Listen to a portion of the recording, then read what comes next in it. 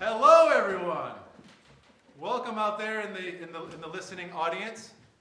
And hi, Bill. I see you, Bill. Yeah. All right. Welcome to the second night of the 2020 Senior Project Presentations, Quarantine Edition. So we are here quarantined at the school while you're at home, and this is going to be a wonderful evening. I'm going to just give a couple technical pieces of advice for everyone out there. Make sure you are muted. If you want to have a steadier stream, you should turn your video off. That will allow things to go through a lot smoother. And then at the end of the presentation, we will do questions. And you do that by clicking on the little chat button at the bottom. And you can write a question in, and we'll read it out at the end. Okay? Okay. Without further ado, let's begin with George Tucker Hughes. Woo!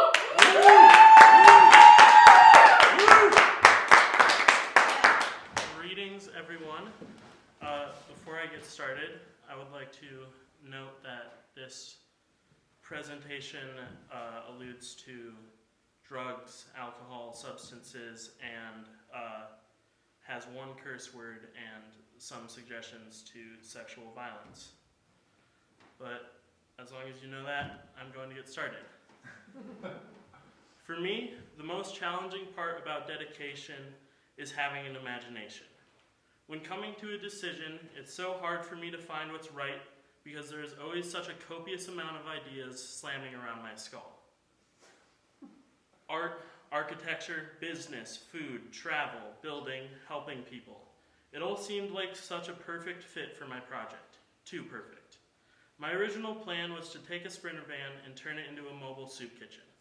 The only problem that I couldn't see at the time was that it was too good of a project to be executed by a senior in high school playing 2 full-time sports. About halfway through the summer, the plausibility of such an ambitious project naturally came into question. It became clear to me that the half mobile home, half nonprofit country traveling mobile food kitchen Sprinter van might have to be toned down a bit.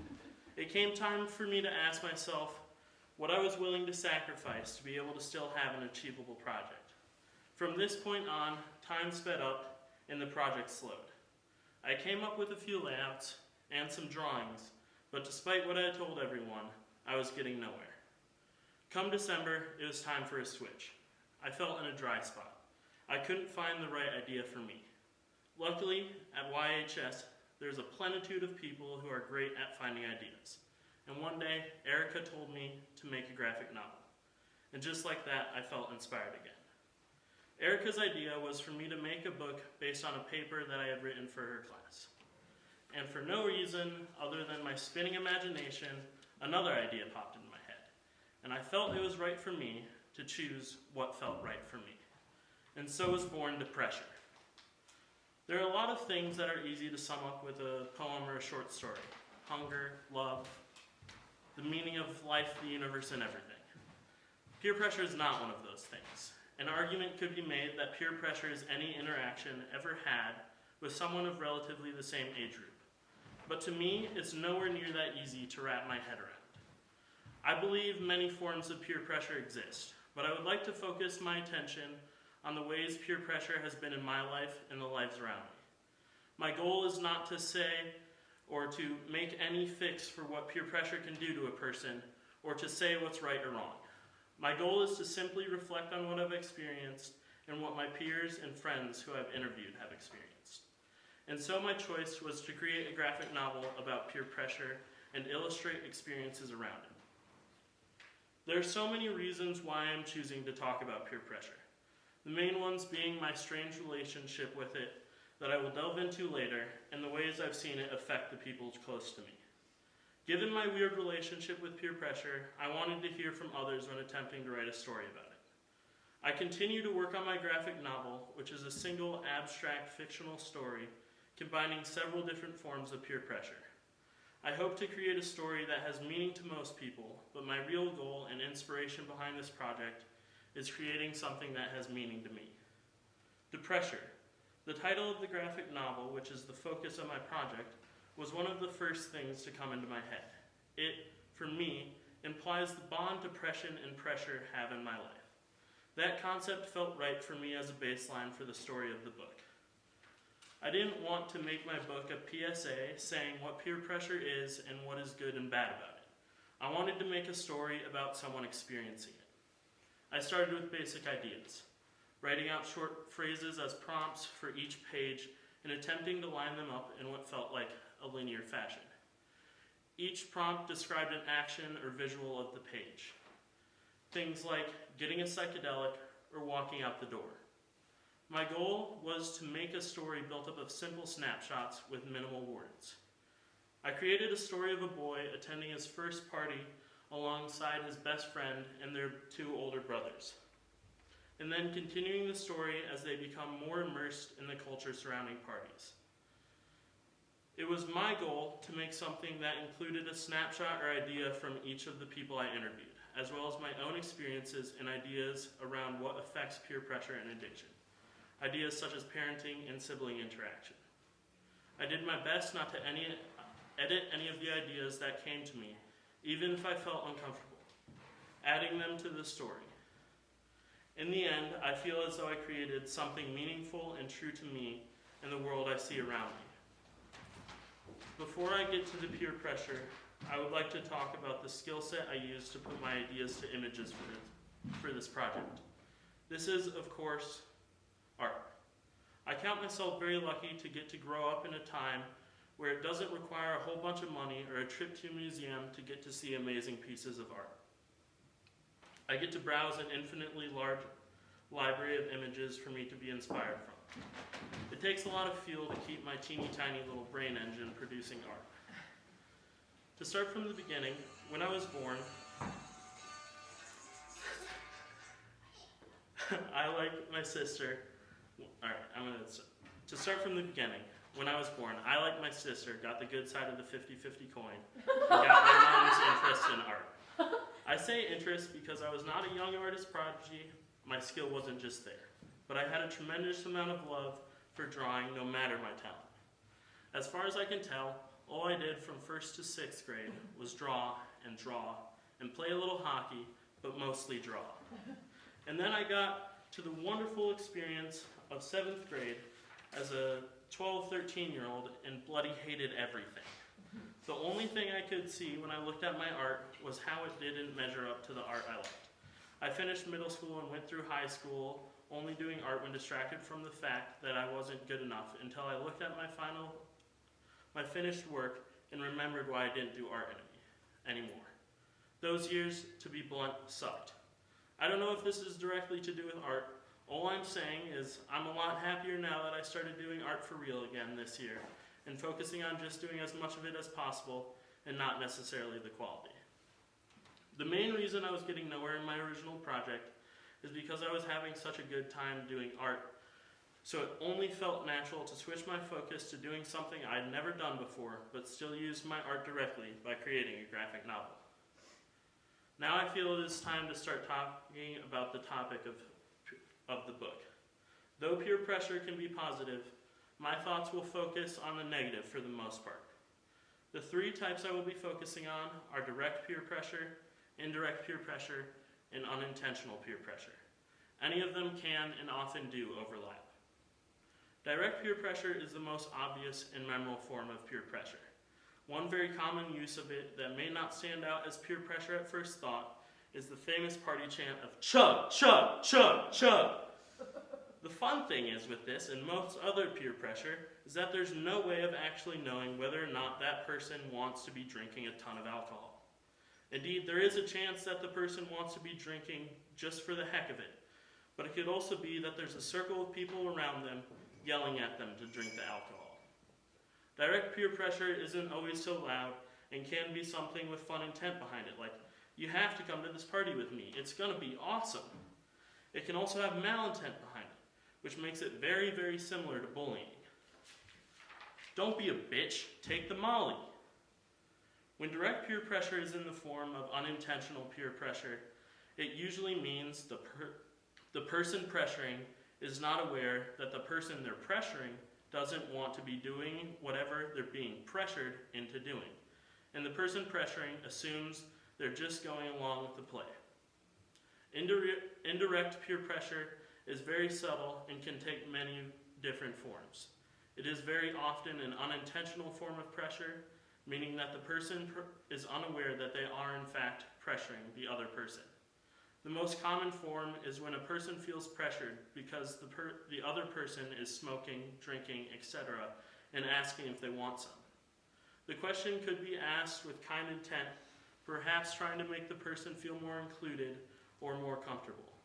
This isn't always a horrible thing, but at the end of the day, it is pressuring. Though anyone can peer pressure, it is much more potent and effective if the person pressuring is looked up to and or has a higher social status or position. I think of myself as lucky when looking through the lens of my experiences with peer pressure. I have been exposed to a vast amount of opportunities to indulge in any forms of substance, but I don't. I have joked that I have some kind of godlike ability to ignore social pressure, but I don't have that ability or anything like it. I am lucky in two ways. First is the fact that I'm scared. Scared of having a lack of control over my life, which leads me to being scared of substances taking that away from me even more. Second, I'm lucky because of the people I'm surrounded with. My parents, friends, peers are the key to me being the way I am around substances. The main thing is that I have never felt the need to do drugs or get drunk to feel cool or accepted in the eyes of my friends, which has led me to not feel like making a major breach of my comfort zone. But I'm not perfect, and neither are they. There are times when I have felt pressured and when I have been the one pressuring. My view of luck is just that, a view, an opinion. I feel lucky to have never been addicted to a substance because of peer pressure. I feel lucky that I don't have to undergo rituals of peer pressure to feel accepted. Just as I feel that so many of my friends and people I know don't, at this time, have that same luck. And that for me is the saddest and most confusing part of this whole life thing that we have going on. Seeing my friends go through and experience something that I would hate creates a dilemma inside me. I lose track of what is right and wrong and can't decide whether to help them or if my idea of help would be the worst thing for them. I lose track of what good people they are and begin to look down upon them, seeing their choices as dumb or seeing it as a choice they could not control and blame them for not having as much control as I do.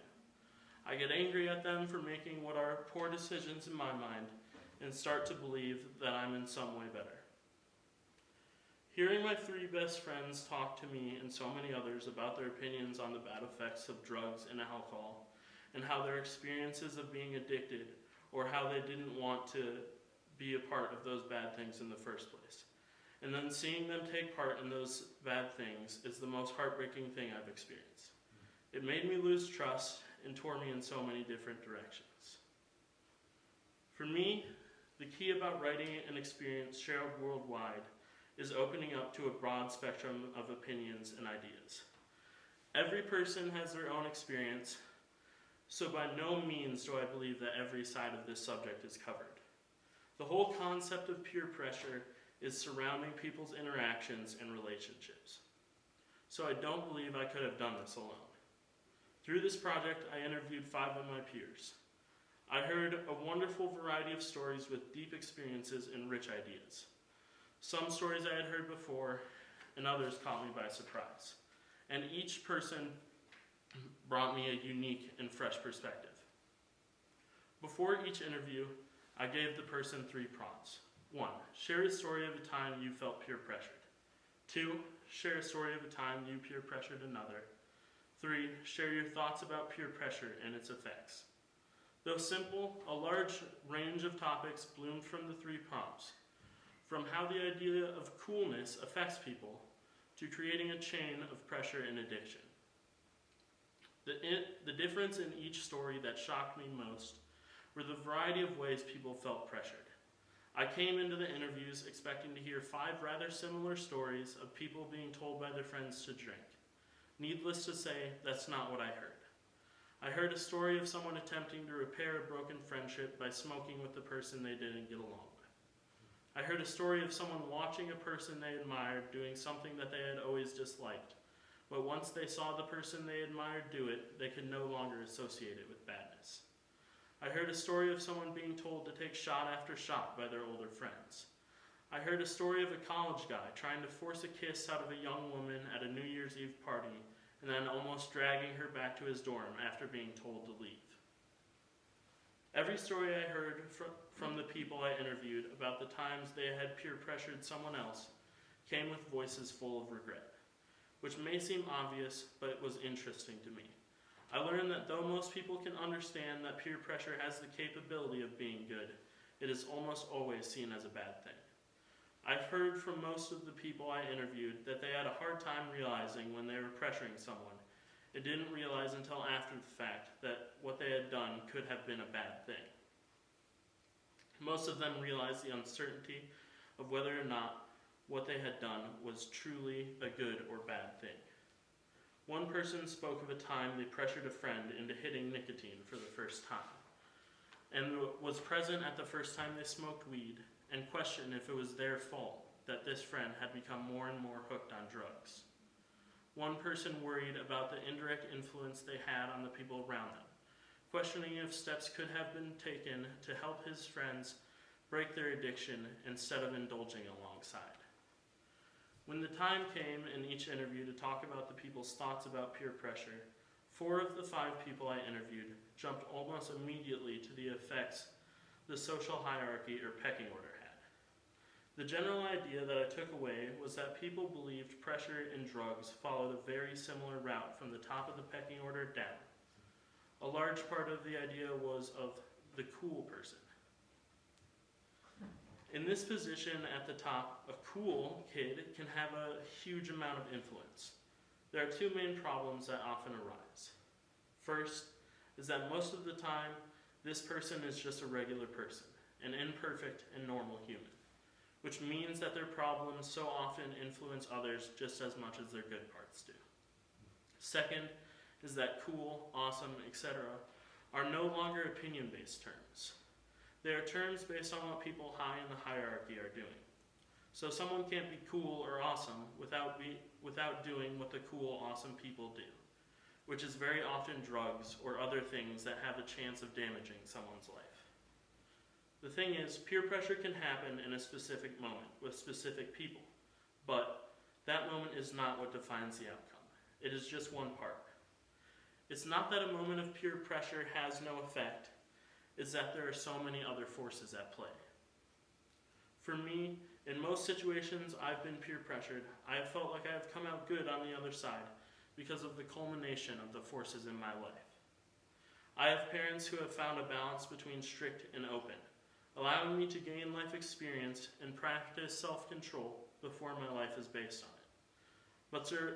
But for so many people who have parents like mine, they can easily fall into a pit of indulgence because, just as for me, as for them, there are an infinite amount of forces at play in their life. People worry that if they let others indulge, that there is a risk that they lose all ability to self-control. But if they are held up by their parents and others their whole life, the moment they get up to walk on their own, the chance of them falling is much greater than if they were supported less and less until they learn to stand on their own. In the end, no single person can sum up what peer pressure is for anyone else, and that's not what DePressure or my project is. It's an opportunity to open a discussion about a subject that has given me so much hurt and means so much to me. It's an opportunity for me to put my cards on the table and to hear some of my dearest friends' stories. The book will be the final product after the years I spent with all my peers and attempting to figure out what makes us all tick. It's a book about a topic that has torn me apart more than anything else. It's a book to help me understand my own feelings about drugs and alcohol and the pressure surrounding them. It's a project that has helped me realize that the thing is, I still don't know what the right view is. I just know that it's not my job to find it for others. It's my job as a person to support the people I love as they find it for themselves. Thank you.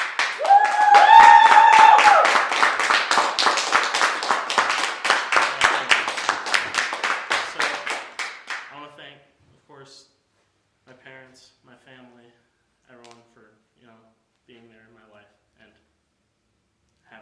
part of my experience with this whole subject. I want to thank Erica for being my mentor, even though I was You're good.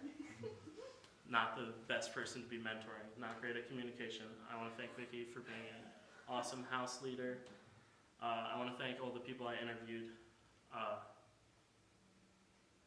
And everyone who supported me along the way.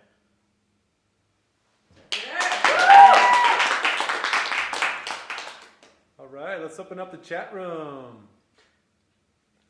Start questions. Let's do some questions. Just chat away. Yes, Tucker, you look so cute. Wow. From the Grenier family. From the Grenier family. Will the novel be for sale? The novel. The novel. Yes. I would hope so. I mean, it's difficult at this time to get it printed or anything like that. But once it's done, hopefully I can figure something out. Assuming that stuff has gotten going again. Cool. Did you find that the cool kids were especially susceptible to peer pressure themselves?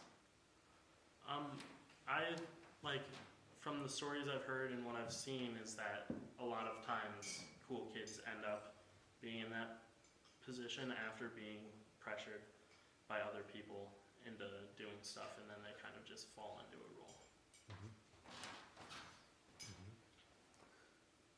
role. What is your service component? I had an intended service component. I was going to have a little presentation with some of the parents over at Pleasant Ridge, but because of coronavirus, it got canceled. And I'm trying to figure out a way to thank that, but at this moment, my idea is to put the proceeds from the books to suicide prevention, bullying, intervention, stuff like that, those kind of charities.